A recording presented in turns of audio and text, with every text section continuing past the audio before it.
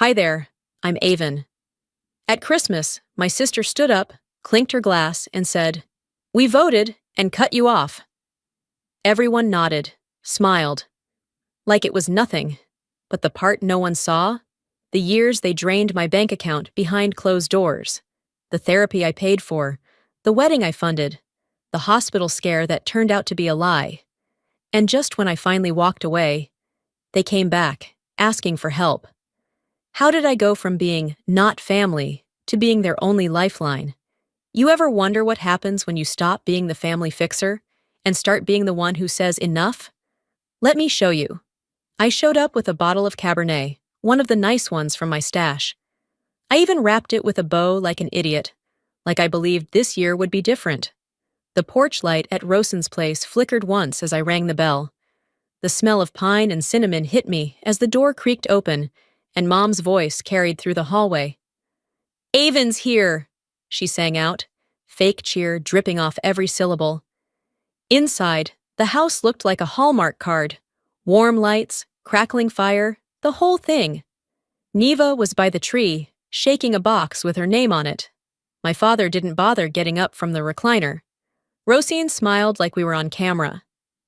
"You're early," she said. "Must be nice having no kids and no real responsibilities." I smiled politely and placed the wine on the table. "Better early than dramatic," I said, trying to sound playful, but she didn't laugh. Dinner was already set. Carved ham, roasted vegetables, perfectly folded napkins. Rosen always knew how to stage a picture-perfect disaster. I took my seat near the end of the table. Small talk buzzed like a bad radio station. Static, tension, half-hearted chuckles. No one asked how I'd been. No one mentioned my promotion last quarter. It was clear they were just waiting for something. And then it happened. Rosine stood up, wineglass in hand, wearing that lipstick she only used when she wanted to win. "Before we cut the pie," she said, "I think it's time we got honest." I looked up. My stomach turned before she even finished the sentence. She glanced around the table like a smug senator. "We voted, and we've decided you're no longer part of this family." I blinked. At first, I thought I misheard her, or maybe she was joking. But Mom nodded in agreement. "It was bound to happen sooner or later," she said, buttering her roll. Cale stared at his plate, silent. Tolliver clinked his fork against his wineglass. "It's for your own good." Neva giggled. She thought it was a game. And my dad? He didn't even meet my eyes. Just shifted in his chair and muttered, "This kind of tension isn't healthy." I felt like I had left my body. Their words didn't pierce me like knives. It was colder than that, like standing outside in a storm with no coat, no one coming to let you in. I stayed quiet for a moment, forcing myself to breathe. Then I reached into my coat pocket and pulled out a thick folder. Their laughter stopped. The sound it made when I set it on the table was sharp. Paper meeting wood, with a dull thump that cut deeper than any curse. "What's that?" Rosine asked, the smirk twitching at the corners of her mouth. I leaned back. "Since we're being honest, I figured I'd come prepared." She grabbed it like she expected confetti to fly out. Her fingers flipped through the pages, one by one. The smile drained from her face. Bank transfers. Receipts. Email screenshots. A list of every time they called, texted, begged. A timeline that screamed what I'd swallowed for years. Then she hit page 23. A hotel bill from Charleston. 2 nights. 1 room. Signed with her name and someone else's. Lena. She shoved the folder away like it was covered in filth. "You psychopath," she hissed. "You've been spying?" I didn't flinch. "Number I've been documenting. There's a difference." Cale pulled the folder toward him, started reading. His mouth moved, but no words came out. My mother finally said, "How dare you weaponize your help like this?" I looked at her, calm now, colder than I'd ever felt. "You called it help, but to you, I was an ATM, a therapist, a guilt sponge." I stood up. My legs were shaking, but I held my ground. "You said I wasn't family?" I scanned the faces around the table. "Then maybe you won't need your fallback anymore." No one spoke. Rosine's glass tilted in her hand. Neva asked if we were still playing the game. I walked to the door, grabbing my coat. No tears, no begging, no second chances. Just me, and the storm I finally let them feel. Thunder rumbled in the distance as I stepped outside, the cold air hitting harder than I expected. The door didn't slam behind me. It clicked shut, almost polite, like even the house was too tired to argue. I didn't look back. I didn't need to. Let them sit in the silence they carved. The door clicked shut behind me, but their voices bled through the walls. I didn't stop walking, not down the steps, not across the yard. My boots crunched the frost-covered grass like it owed me something. I made it halfway to the street when I heard her. "You think you're better than us?" Rosen's voice, shrill and shaking. "That folder proves you're just obsessive. Sick." I didn't turn around, but I heard the folder hit the wall inside, pages scattering like fire and dry grass. "You're a damn parasite, Avon!" she screamed. Then silence. Then Cale. "Who the hell is Lena?" That stopped me. I turned just slightly, enough to see him standing near the dining room window, the folder in his hand now. His eyes weren't just scanning. They were searching, digging. "Don't do this here," Rosen snapped, but her voice had lost its edge. I said, "Who is Lena?" Cale didn't shout. He never had to. His voice just dropped low and steady, like a threat with a tie on. My mother stood up suddenly. "This isn't the time or the place." "The hell it isn't," Cale shot back. "You all wanted honesty. You all clapped. Now we're being honest." I leaned against the mailbox and listened as my sister's perfect night unraveled. "She's a friend," Rosine muttered. Cale read another line aloud. "3 nights, Ocean View Suite, Charleston, signed under your joint account, Rosine Adams and Lena Quinn." "A friend, huh?" "She was helping me with a project." "Stop. Just stop." His voice broke, just enough for me to hear the betrayal sink in. "You lied to me, and you lied to her." I didn't need to watch the rest. I knew that tone. It was the sound of a marriage unraveling in real time. No fireworks, just the quiet crack of trust splitting open. I pulled my phone from my coat pocket, fingers trembling. Not from the cold. A new voicemail, unknown number. I pressed play. "Ms. Adams, this is Ewan from Marlowe and Fisher. Your father asked me to reach out regarding the family trust. He said you recently revoked certain authorizations. He'd like to discuss fallback options." I hung up. Another call came through immediately, same number. "Ms. Adams," Ewan said again when I answered. "Sorry to catch you like this. Your father insisted I contact you. He's under the impression that you're still listed on several fallback clauses as power of attorney." "Not anymore," I replied flatly. "I signed off. It was finalized." "Well," Ewan continued, "he claims that unless you manually update Clause 14b through a separate filing, some assets still default through you. He's asking for a meeting." I laughed. A short, sharp exhale that wasn't amused in the slightest. "Tell him I don't hold that power anymore, and even if I did, I wouldn't lift a finger." "Understood," he said. "Would you like us to notify him in writing?" "No," I said. "Let him stew." I ended the call and stared at the quiet street. A few houses down, someone had one of those plastic reindeer sets lit up. The red nose blinked on and off like it was mocking me. Behind me, the house had gone still again. Not peaceful, just stunned. I took one last look and then walked. Not because I needed air, because staying would have meant seeing their faces after the truth scorched through their lies, and I'd already spent a lifetime swallowing ash. My hands weren't shaking anymore. My breath came even, and I knew, as sure as I knew my name, that they didn't break me tonight. They just proved me right. I didn't have a destination, just distance. Distance from that house, from them, from the wreckage of what used to pass for family. I kept walking until the cold sobered the last of the adrenaline, until the sting in my chest dulled to something I could carry. Then I got in the car, started driving, not toward anything, just away. I didn't go home. Instead, I drove without thinking, past neighborhoods still glowing with lights, through old streets where the pavement cracked in the same places it always had. My tires eventually found their way to the gravel shoulder by the lake, Dad's favorite spot back when I was too young to understand what peace actually meant. The water looked like glass under the moonlight. Not a ripple, not a breeze. Just stillness. I cut the engine and let the silence settle around me like a second skin. I used to come here when I needed clarity, before job deadlines and overdraft notices, before they learned I could be counted on for everything and punished for the same reason. I leaned back in the driver's seat and stared at the black expanse ahead. The cold crept in through the cracked window, but I didn't roll it up. My mind didn't drift far before it landed right back on them. Not tonight, not Christmas, but every single time they asked, and I said yes. There was the time Dad called at 6:12 a.m. "Just a little help, honey. The dental work wasn't covered after all." He said it like I'd offered first. Then came Mom's bill for a card I didn't open, for items I'd never seen.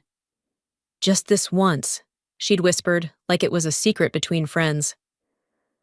Rosen's emergency therapy turned out to be energy healing with a life coach in California. I wired the money without asking, thinking maybe it was real. Maybe she really was in trouble. Then came the tuition fees for Neva. "We wouldn't ask," Senna said over the phone, "but the scholarship didn't come through, and you know how tight things are." No one offered to pay anything back. No one ever asked if I could afford it. The gratitude when it came was hollow, wrapped in guilt and expectation.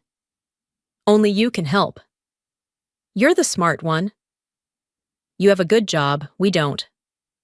It always ended the same way, with my bank account lighter, my breath shorter, and my silence mistaken for consent. Once, at a birthday party for Neva, I brought a book as a gift, something I'd loved as a child. Rosine looked at it, then at me, and muttered, "I guess we all give what we can." They used to tell me I was the backbone of the family. I didn't realize they meant the one carrying all the weight until I couldn't stand upright anymore. I blinked, snapping back to the present, still gripping the steering wheel with both hands. My phone lit up again. This time it was a memory, 3 years ago. A photo of Dad in a hospital bed, looking pitiful and pale. The caption from Mom read, "We're at the ER. Don't know how long he has. Please come." I remembered flying home that day, canceling meetings, moving a project deadline, rushing straight from the airport to the hospital in heels. I'd expected machines, beeping monitors, maybe an IV. Instead, I found him watching a football game and complaining about the soup being cold. "Oh, they were just being cautious," Mom said with a wave of her hand. "Better safe than sorry, right?" Safe. Sure. I remember sitting in the waiting room afterward, staring at the vending machine and realizing that my emergency was never really their emergency. I was the emergency contact, the fixer, the backup plan, not the daughter, never the daughter. I turned off my phone and stepped out of the car, walking down the worn path to the edge of the lake. The wind cut across the water, numbing my face. I didn't care. For the first time all night, I wasn't angry.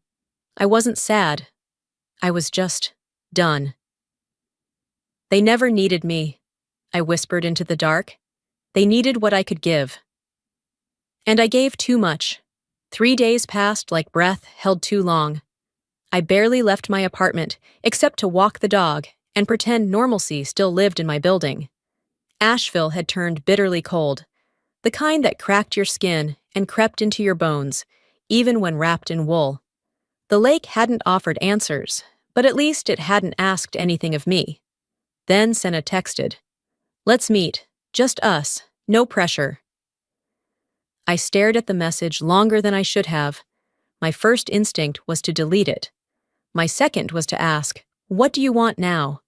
But curiosity, fool that it is, won.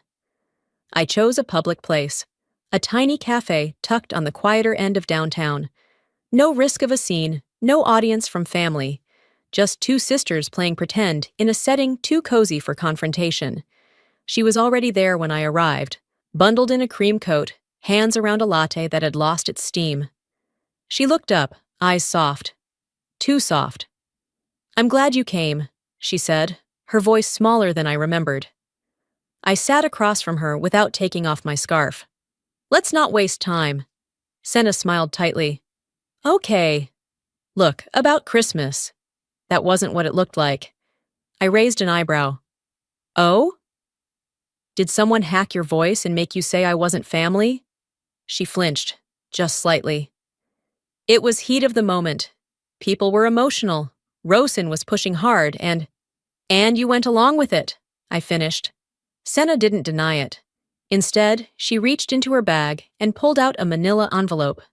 My stomach turned. "What is that?" I asked, not bothering to hide the edge in my voice. She slid it across the table. "It's paperwork, legal stuff, power of attorney documents. Dad wants to reinstate you. We figured maybe if we handled this first, we could talk easier." I didn't touch it. "So this is what you meant by no pressure?" I said, voice flat. "Avon, we're all tired," she whispered. "You've always been the capable one. You understand how these things work. We're scared." I leaned forward, lowering my voice. "You don't get to cut me out and then put me back in when it's convenient." Senna looked away. "It's not like that." I pushed the envelope back toward her. "It's exactly like that. You all clapped when Rosin made her little speech.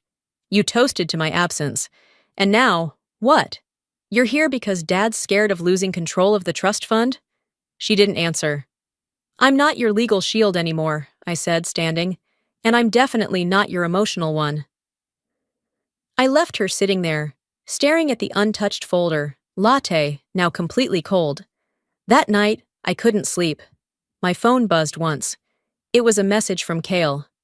"I owe you an apology. I saw what Rosin was doing for years, and I said nothing. I told myself staying quiet was neutral. It wasn't. It made it worse." Another message followed. "You weren't crazy. You were just alone." I stared at the screen, stunned. Kale had always been silent, detached. Switzerland in every family feud. But now, this? My fingers hovered over the keyboard. "Thank you." I typed it, then deleted it. I locked my phone and lay there, eyes tracing the cracks in the ceiling, mind running loops. The silence in the room felt louder after Kale's messages. And just as I was starting to make sense of that shift, the screen lit up again.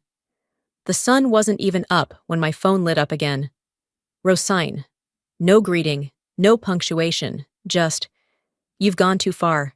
If something happens to Mom or Dad, it's on you." I stared at the screen for a full minute, waiting for something else. Context, clarification, even a fake apology. Nothing came.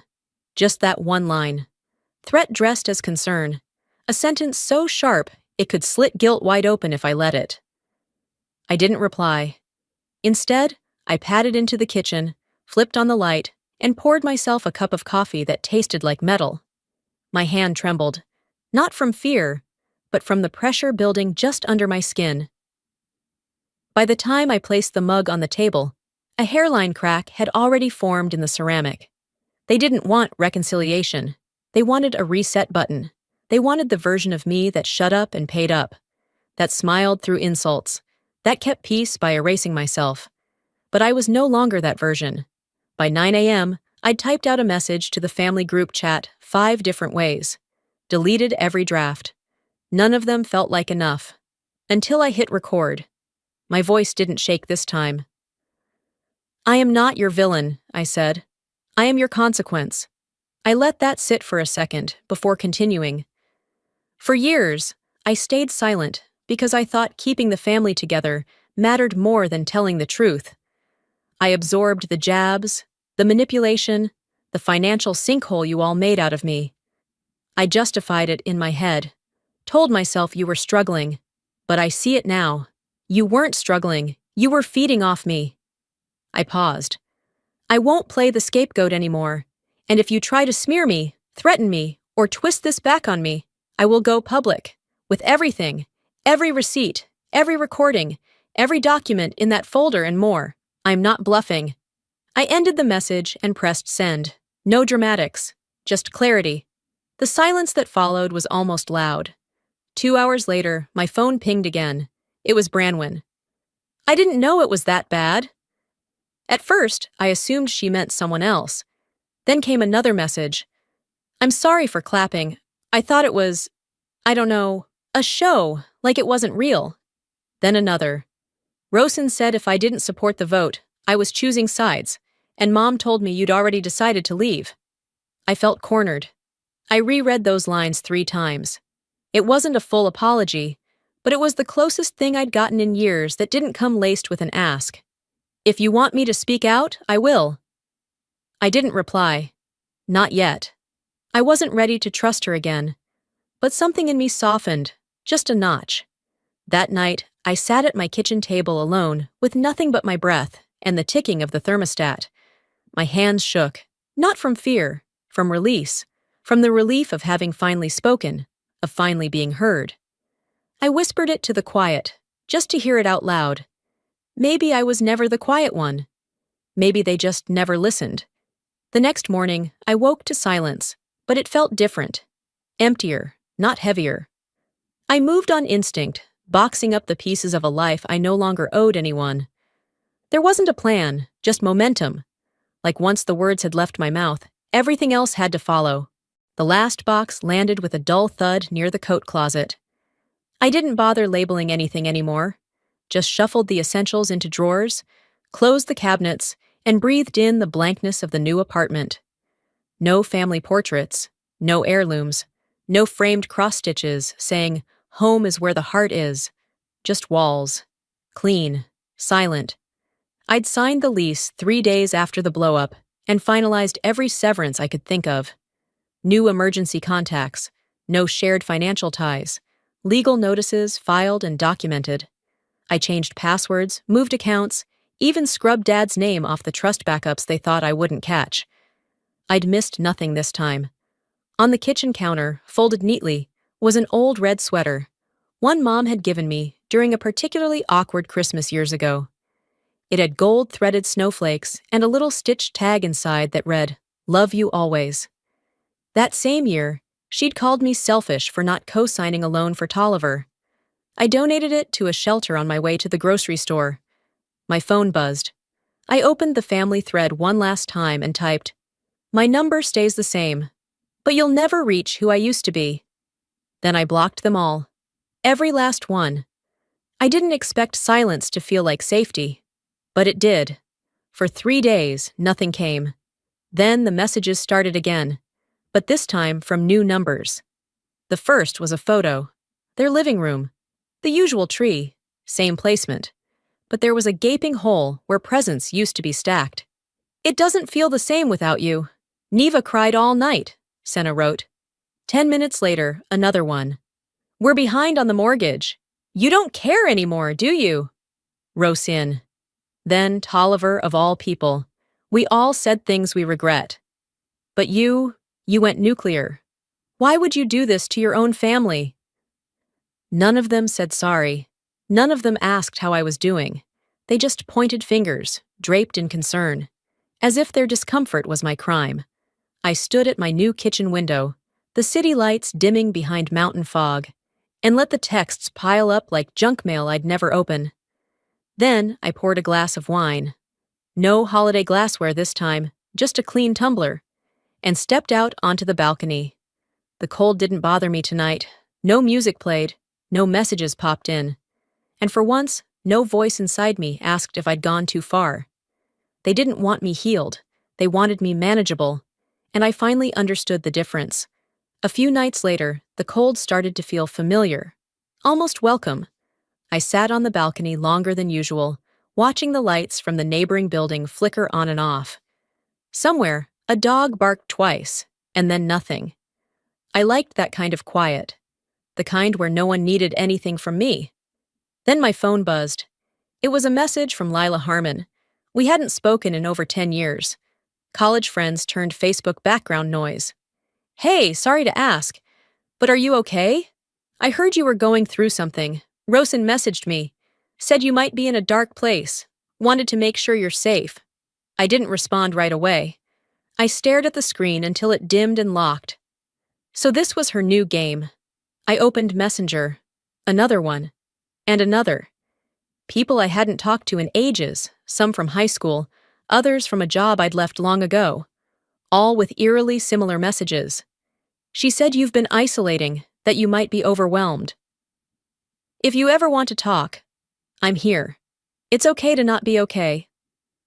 Each one came with a sickly sweet tone, wrapped in concern, but dipped in judgment. This wasn't worry. This was a campaign. A few hours later, the smoke turned to fire. A vague post went up on Facebook, written by a woman named Andrea, someone I'd worked with years ago on a nonprofit project, now a casual acquaintance at best. We need to talk more about mental health, especially when people lash out, cut off their families, and claim victimhood while causing chaos. It didn't name me. It didn't have to. 3 comments down, a mutual friend tagged my name. Then someone else dropped a screenshot. An out-of-context text I'd sent Senna months ago. I'm not sure I can keep doing this with them. It's exhausting. That one word, exhausting, was all they needed to spin a new story. That I was unstable, emotionally fragile, dangerous. The whispers came next, in direct messages, in subposts, in the language of polite cruelty. She used to be so sweet, now she's cold. It's the holidays. Who cuts off their family at Christmas? Maybe she needs help. Then, a comment from Aunt Faye, who hadn't spoken to me since I was a teenager. We should all just pray for her. I didn't cry. I didn't rage. I opened my laptop instead and started drafting a public response. Something sharp, articulate, laced with proof. But halfway through, I stopped typing. What was the point? They weren't looking for answers. They were just looking for control. So I called my lawyer. By the end of the day, Rosen received a formal cease and desist notice. Attached were screenshots, message logs, and a warning that any further defamation would be met with legal consequences.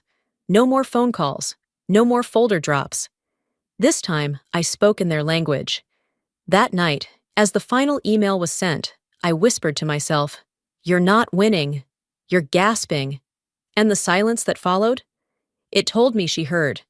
The silence didn't last long. 2 days after I sent the cease and desist, there was a knock at my door. 3 sharp raps, followed by nothing. I wasn't expecting anyone. I checked the peephole, heart tightening. It was Branwen. She stood there with a duffel bag slung over her shoulder and a tote that looked like it had been hastily packed. Her face was blotchy, eyes swollen, mascara smudged. No smile, just exhaustion. "I'm sorry for showing up like this," she said as I opened the door. I stepped aside without asking. She walked in slowly, like her limbs were heavy. I didn't speak, not yet. I just waited. She stood in the middle of my living room for a moment, then finally whispered, "I can't stay with them anymore. It's poisoned, all of it." I nodded once, then locked the door behind her. We sat down side by side on the couch, like old friends who forgot how to start over. It was a long time before she spoke again. "I should have said something sooner," Branwen murmured. "But after I messaged you, Rosen found out." I looked at her, my chest tightening. "She cornered me in the kitchen," she continued, her voice shaking. "Said if I ever contacted you again, she'd cut me off completely. Told me I was choosing a traitor. Then Mom chimed in. Said loyalty meant silence." Branwen paused, eyes glassy. I don't think I ever realized how deep it went. The control. The fear. "Yeah," I said softly. "It's easy not to see it until you're the target." She looked at me then. Really looked. "Kale left. He's staying at a friend's place. He told me Rosen tried to push him to write a statement about your mental instability. He refused." My throat burned. Branwen reached into her bag and handed me a folded piece of paper. A printed email. A full thread of messages. From Senna. From Rosen. Each one nastier than the last. Gaslighting, threats, manipulation. "You were right," she said. "About everything. And I'm done pretending too." I didn't realize how much I needed to hear those words until they left her lips. Later that night, another message came in from Rosen. You turned her against us. Just like you poisoned everything. I didn't hesitate. You did that all by yourself. Then I blocked her. Phone, email, every platform. I opened a document I'd been sitting on for weeks. A formal affidavit in support of Cale's divorce filing. I signed it, scanned it, sent it to his lawyer. Done. Branwen and I sat on the balcony that evening, the sky bruised with January cold. I brought her a blanket. She didn't thank me with words, just tucked it around herself and leaned back in the chair beside mine. We didn't talk. We didn't need to, because for the first time, the silence between us didn't feel like avoidance. It felt like peace. You're safe here, I said after a while. For real this time. She nodded, exhaling slow, and I realized quietly that maybe I was safe too. 2 weeks later, I found the letter in my mailbox, tucked between a utilities bill and a coupon booklet. No return address, just my name, handwritten in a familiar, tilted script that stopped me cold. I stood there on the steps outside my building, fingers tightening around the envelope. My first instinct was to toss it. Trash can was only 6 steps away. But something in me said, read it, not for them. For me. I walked upstairs, placed it on the counter, stared at it for an hour while the tea water cooled. Then I sat, opened the flap carefully, and unfolded the first page. We miss you, every day. No apology, no admission, just that line, scripted in my mother's loopy cursive. Page 2. Your father hasn't been well. His breathing's gotten worse. And Neva. She keeps asking when you're coming back. She drew you a picture. A pang, not a sharp one, just the kind that brushes against old bruises. Then the third page. We might lose the house. The mortgage is too far behind. We just need a little help. After that, we'll never ask again. Please avn. That line, we'll never ask again, was underlined twice. I read all 3 pages once more. Then I folded them up, stood, and carried the letter outside. On the balcony, I pulled out the ceramic bowl I used to keep succulents in, set the letter inside, lit a match. The paper curled fast, black edges folding in on themselves, ink bleeding into orange flame. I didn't cry. I didn't scream. I didn't even feel sad. I watched the smoke rise, soft and thin, vanishing into the sky, and whispered, I'm not angry anymore. I'm just done. There was something final in that moment. Not like slamming a door, more like taking the key off your ring and tossing it into a river. Later that night, I found an old emergency contact form I'd left half-filled in a drawer. I pulled it out, crossed off every old name, wrote in my own, me, finally, me. A few days after that, Branwen asked me if I could walk Neva to school. She had a shift and didn't want to leave her daughter with a sitter. I agreed without thinking. It wasn't an obligation, it was a choice. Neva held my hand the whole walk, skipping every third step. When we got to the gate, she looked up at me with that soft, curious stare only kids can manage. Will I see you at my birthday? She asked. I smiled, crouching down so we were eye level. Only if I'm invited. She nodded, then ran toward her class. I stood there for a minute, just watching her disappear into a crowd of color and chatter. When I turned to head home, the clouds were finally breaking, sunlight threading through the gray, slow, and golden. And for once, the end didn't feel like a collapse. It felt like a clearing. Maybe you've been the one keeping it all together.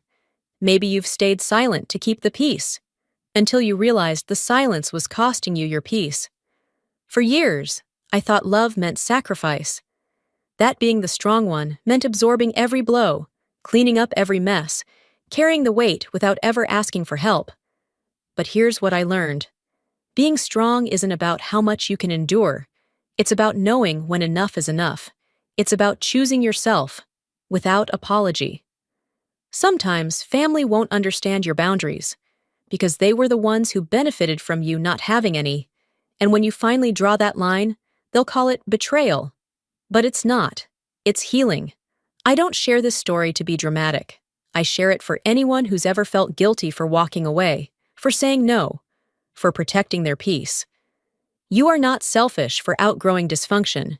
You are not heartless for demanding respect. And you are not alone. So, let me ask you, have you ever had to choose between peace and people? Between protecting your boundaries and preserving a relationship? I'd love to hear your thoughts. Drop a comment below. Just type 1 if this story hit home, or let me know what city or state you're watching from. I read every comment, seriously. And if this video gave you something to think about, maybe strength, maybe a little clarity, then don't forget to hit that subscribe button so you don't miss the next story. Because trust me, you're not the only one rebuilding, and you deserve to write your next chapter your way.